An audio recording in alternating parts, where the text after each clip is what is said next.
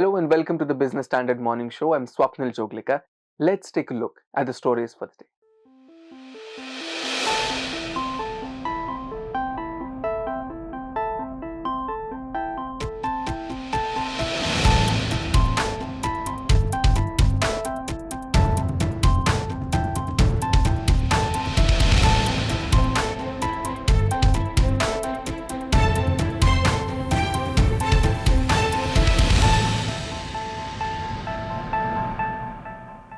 Hundreds of freshers were reportedly shown the door at Wipro and Infosys recently after they failed to clear tests at the end of their training period. At the same time, the wait for final year engineering students seems to be getting longer as major IT firms have not visited the campuses yet. So are freshers and students staring at a tough year ahead? Debarg Sanyal brings you the answer.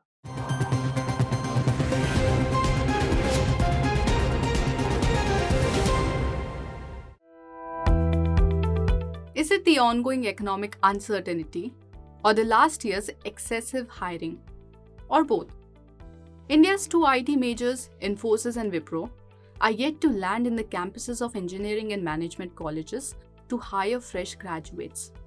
A bulk of placements from colleges are traditionally attributed to the top 4 IT firms.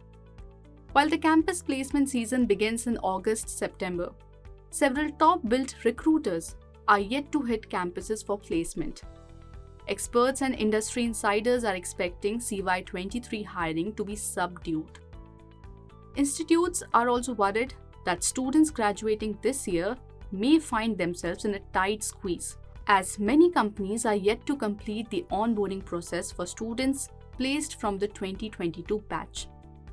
On the other hand, both Wipro and Infosys have also been in the news recently for firing hundreds of freshman employees after they failed the company's internal assessment test. Sources allege that 800 freshers were sacked from Wipro, while the company claimed that the terminations were limited to 452 people. Infosys laid off nearly 600 freshers over a series of post-assessment firings in the past few months. According to media reports, the fired employees claim that failing the internal test did not result in termination for freshers who joined before July 2022. Hundreds of freshers are still waiting for onboarding at the company for over 8 months after receiving an offer letter. IT hiring has begun softening according to Q3 results. TCS too reported a quarter-on-quarter reduction in headcount by more than 2,000, making this the first time since Q1 of FY21 that the headcount has come down for the firm. Experts believe that the absence of IT companies in campus placements is also indicative of a diversification of demand. The former director of IIT Delhi says the recent trend in GATE exam applications indicates that demand for IT graduates hasn't dipped but may have diversified. The number of students who appear for GATE, we had seen almost like 1.2 million students, like 12 lakh students taking the GATE exam, when there were not enough jobs available, for BTechs, because when there are not enough jobs, the tendency is to take this exam and pursue higher education. But this year, roughly about 6 lakh students have taken this exam. That number is about half of what it used to be. I think probably because they are all taking up other kinds of jobs now, because the sectors have become a little bit more diverse now. And at least from the GATE exam trends, it doesn't look like, students are not finding jobs and they want to pursue higher education. And the manufacturing sector in particular seems to be picking up the slack. Compared to the previous year, that is 2022, the placements have been on the lower side so far.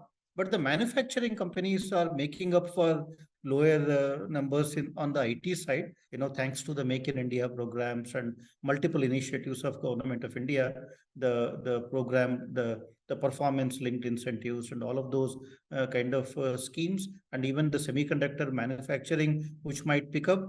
I would expect more and more jobs to be available in the core sectors.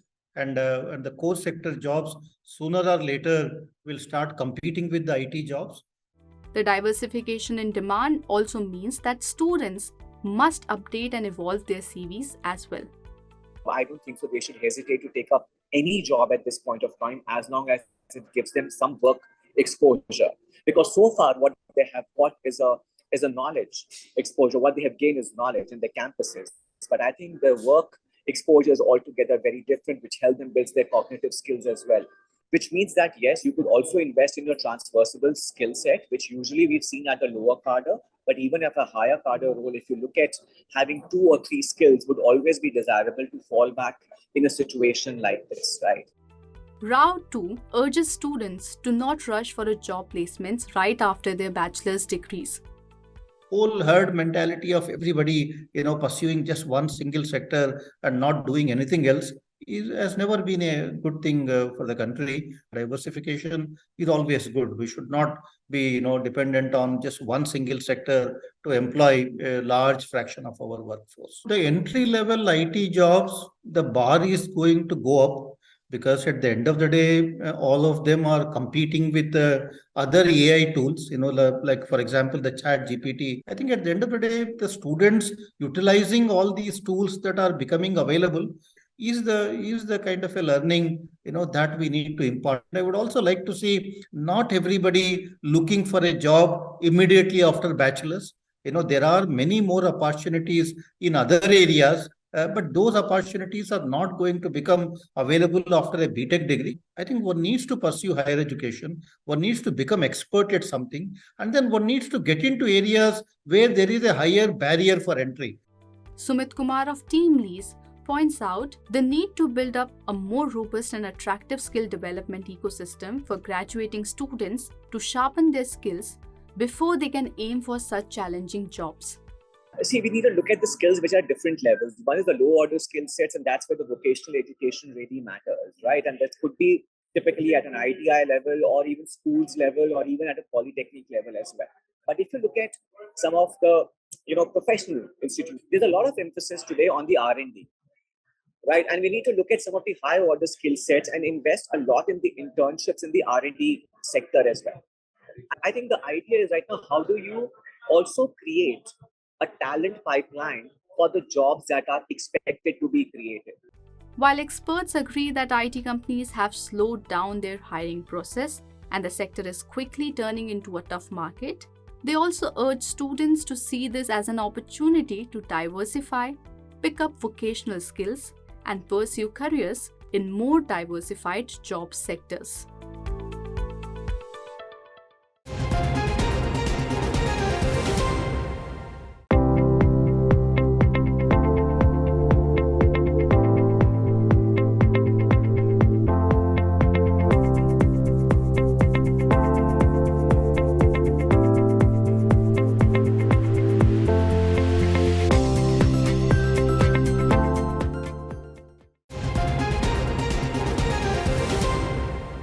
The government, meanwhile, has said it will fill 100,000 central government vacancies in the next 1 year. In the last 4 years, over 300,000 people landed jobs in various central government ministries and departments. What does this mean? Is this increase in government size a good thing? Tushar Verma's report brings you the answer.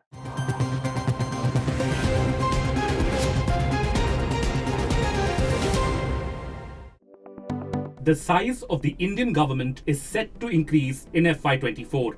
The government is going to hire about 100,000 employees this year. With this, the total strength of central government employees will go up to 3.55 million, up from 3.44 million in 2023. But a look at the fine print tells us that most of these vacancies will be filled in the railways. According to the revised estimates of 2022-23, the number of employees in the railways was 1.18 million, and according to the budget estimate of 2023-24, it will grow to 1.28 million. This is an increase of more than 100,000. So, close to 94% of the new employees will join the railways. In absolute terms, the number of central government employees has increased over the years. The number of employees in 2019 was 3.27 million. By the end of FY24, it will be 3.55 million. So, in 4 years, the central government has added almost 300,000 employees. What does this increase tell us about the size of the government, and what will be its impact, if any? My sense is that the increase in public sector employment in general and government employment in particular has actually lagged far behind the growth or increase in the working age population and the population in general. So what would happen is that either the level of public services get affected or the quality of public services gets affected, or both. If the labor employment in the public sector is not rising, and if the demand on public services is rising, so it's likely that the supply would be met only by raising the capital intensity of public services or public sector. And that also does not seem to be the appropriate direction in which our policy should be moving. The establishment expenditure of the central government is set to increase to 7.44 trillion rupees from 7.35 trillion rupees. However, the expense of the 100,000 additional railway employees will be taken care of by the internal resources of the railways. The estimates for pay, allowances, and other expenses on the employees for FY24 is 1.12 trillion rupees. This is an increase from 1.07 trillion rupees in revised estimates for FY23. No hiring took place in railways between 2020 and 2022. The pandemic was one of the reasons. But now, as the pandemic has waned, the recruitment process is in full swing. Over the years, the central government and central public sector enterprises have shifted towards more and more contractual employment. Business Standard reported in December last year that the number of contractual workers hired by CPSEs had crossed pre-pandemic levels. At the same time, the number of full-time employees had decreased. Our analysis shows that Railways too, which is the largest employer in India, had 150,000 contract workers in FY22. So, what are the implications of this trend on social security? We used to have 4 categories of government employees, A, B, C, and D. D were essentially manual workers who were there for cleaning, sweeping, and the sort of housekeeping functions. So the category D was eliminated. And the roles that were to be performed were being passed on to what you call contract laborers, but it's actually labor contractors. So these workers are not contracted by government. Government contracts the contractor. Now, the contractor is an enterprise, and all rules regulating to employee benefits have to be met by the contractor before the government will issue the contract to him. While it is a good sign that the size of the government is increasing, there is still a long way to go. Some experts believe that this increase is not in proportion to the growth of the working age population. Moreover, the government told Lok Sabha in December that as of March 2021, there were almost 1 million vacant positions in various ministries and departments of the central government.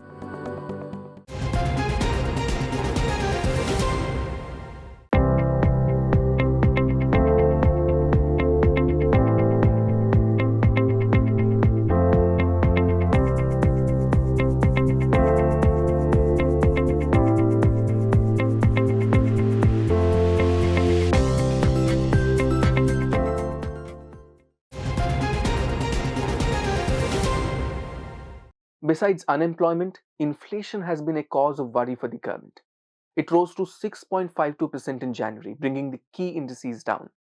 Markets have been under pressure for the last few sessions. How long will this continue? Are any counters worth your money at the current levels? And is the worst over for Adani Group stocks?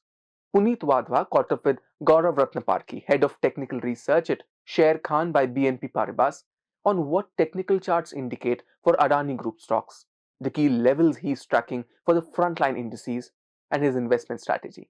Let's listen in.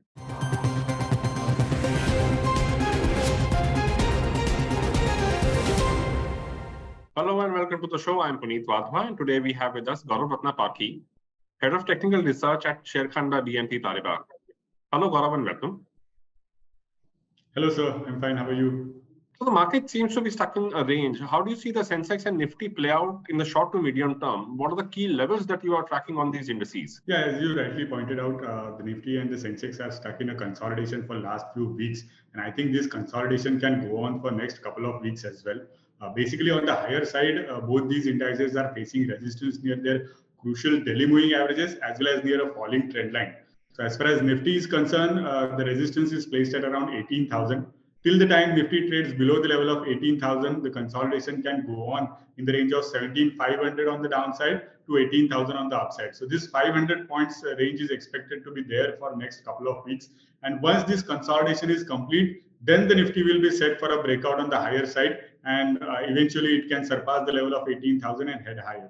And as far as Sensex is concerned, the corresponding level is 61,000. So till the time Sensex trades below 61,000, I'm expecting a consolidation which can take place in the range of 59,500 to 61,000 for next couple of weeks, post which a fresh breakout can be expected.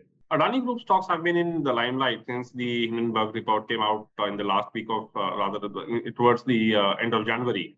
What do charts indicate? Is there more pain in store for them? One. Two, is it a good time to bottom fish in a hope that probably they'll recover 6 months down the line? So if I talk about Adani Group in general, I would prefer to stick to two stocks, Adani Entertainment, Adani Enterprises and Adani Ports. So basically there is a fair amount of clarity in these two stocks as compared to the other stocks. In other stocks, there can be prolonged correction or a consolidation that can go on for next couple of months or so. But as far as these two stocks, Adani Enterprises and Adani Ports are concerned, the lows which we have seen recently, I think they have pretty much bottomed out at those lows. And for Adani Enterprises, the low was around 1017. So I'm not seeing that low getting retested in near future. And in fact, any minor degree dip from current level will be taken as a buying opportunity. So if we get a dip in the range of 1500 to 1550, that should be taken as a buying opportunity for Adani Enterprises. And on the higher side, 2600 will be the target to watch out for. For Adani Ports, the structure is more or less similar. We already have seen a bottom in place at around 395, and I'm not expecting that level to get breached in next few months or so. So from that perspective, any dip towards 520, 510 will be a buying opportunity for Adani Ports. On the higher side, the stock can retest its crucial daily moving averages, which are placed somewhere around 640. So there is a buying opportunity in both Adani Enterprises as well as Adani Ports are concerned. Others, I would suggest to stay away till the clarity emerges. Okay, we already spoke about banks, Gaurav. How do investors approach the other two rate-sensitive sectors, auto and real estate? Are there any plays that you like in these two sectors? Here, I would like to stay away from realty. The realty space can have some more downside pressure. At least they can be in a range for next month or so. So I would stay away from realty pack as of now. But yes, in the auto pack, there is definitely a buying opportunity, especially if you look at stocks like Bajaj Auto and Eicher Motors from two-wheeler pack. They have a decent 6 to 8% kind of upside potential from current level in the short term.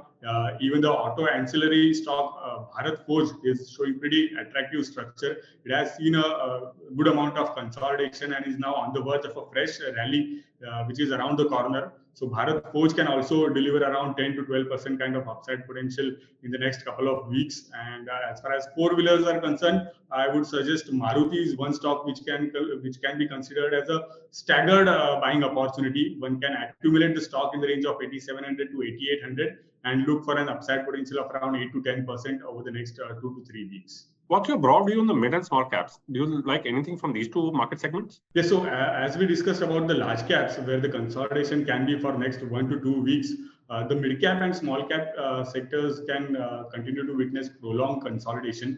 Basically, both these indices are in the process of forming a triangular pattern, and that pattern is still in formation. The last moves in these patterns are still in formation. So that indicates that there can be prolonged consolidation, which can last for a month or so.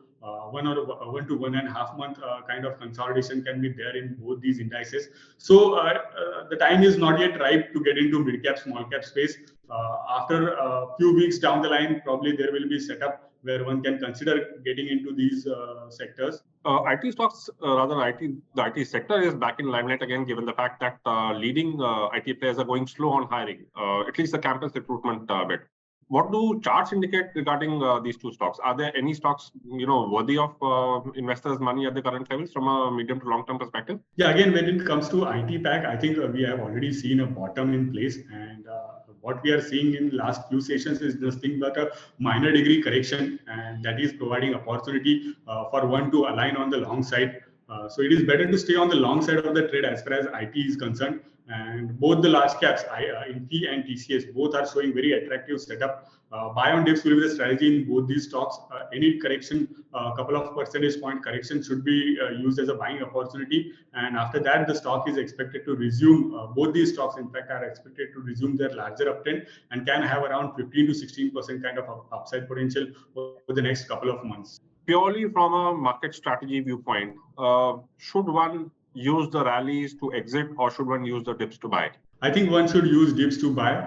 From index perspective, 17,500 will be the level where one should start accumulating. And from Sensex perspective, it is 59,500 as a crucial support level. So any dip towards this support, I would be looking to buy and add more on the long side. Thank you, Gaurav, for your time. We hope to see you soon. Thank you.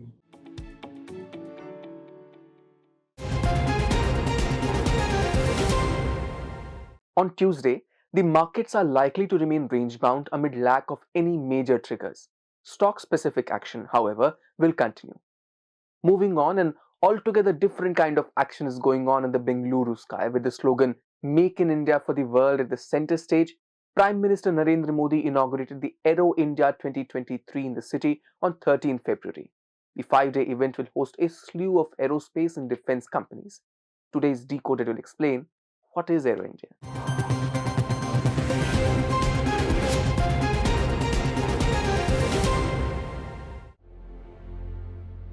The skies of Bengaluru reverberated with the roar of aero engines yesterday as the Indian Air Force's C-17 Globemaster flew in, followed by the Surya Kiran aerobatic demonstration team. Then came HAL's light utility helicopter, showcasing some extreme maneuvers, and a roaring Sukhoi 30 MKI, flaunting its somersault and short runway landing capabilities. And there was more. The thrill came lower and closer to the seated audience at the Yelahanka Air Force Station at the ongoing Aero India 2023. The theme this year is the runway to 1 billion opportunities. Organized jointly by the Ministry of Defence, Indian Air Force, Department of Space and others, Asia's largest aerospace and defence show is a platform to showcase the country as an emerging hub for manufacturing helicopters, military aircraft, equipment and new age avionics. The first edition of Aero India was organized at the Yelahanka Air Base in 1996 by the Defence Ministry, with 811 exhibitors, including 110 foreign exhibitors from 30 different countries. The 14th edition of Aero India this year has Airbus, Boeing, Dassault Aviation, Israel Aerospace Industries, Army Aviation Corp, BrahMos Aerospace, Rolls-Royce and Hindustan Aeronautics as major exhibitors at the arena. The exhibits also include the LCA Tejas, Indian multi-role helicopters and next-gen supersonic trainer aircraft, among others. Scores of Indian startups in the aerospace sector are also participating this year to make their presence felt and find potential buyers. Ministers from 30 countries and 65 CEOs of original equipment manufacturers from around the world are also participating at the show. While the flying demonstrations were the highlight of the opening day, the event will be opened to people at large on 16th and 17th February. The Defence Ministers' Conclave, CEOs Roundtable, a startup event, the India Pavilion and exhibits by aerospace companies are some of the other attractions at Aero India 2023. According to the Ministry of Defence, Aero India 2023 is likely to see 250 MOUs worth 75,000 crore rupees. At least 500,000 people are expected to attend the event. All in all, Aero India is a crucial platform for realizing India's aim of becoming a large-scale exporter of defence and aerospace technology.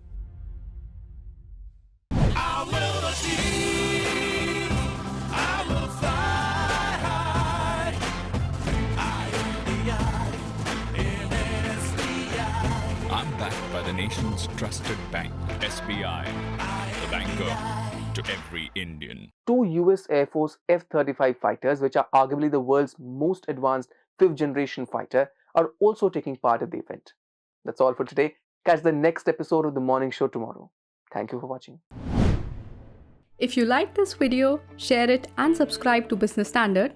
For more news, views and insights, log on to www.business-standard.com. Do also follow us on YouTube, Twitter, Facebook, Instagram, Telegram and LinkedIn.